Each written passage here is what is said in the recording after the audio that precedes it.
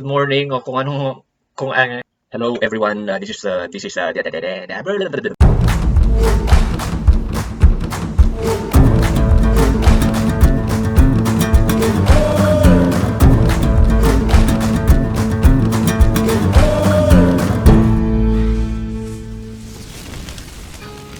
po, good afternoon or good morning or good evening kung ano mang oras niyo napapanood tong video na to.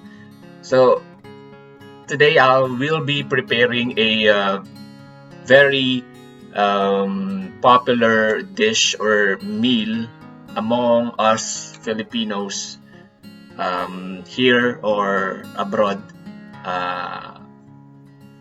Sinigang na hipon or sugpo.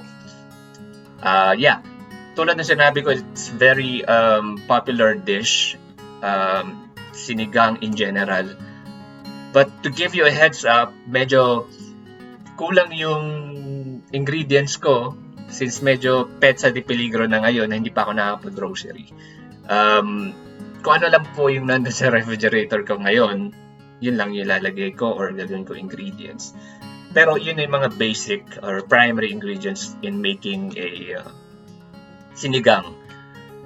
And sasabihin ko din naman on the course of my video kung ano yung mga kailangan, not actually kailangan, kung ano yung mga optionals or pwede nyong idagdag pa sa pagluluto nyo ng sinigang.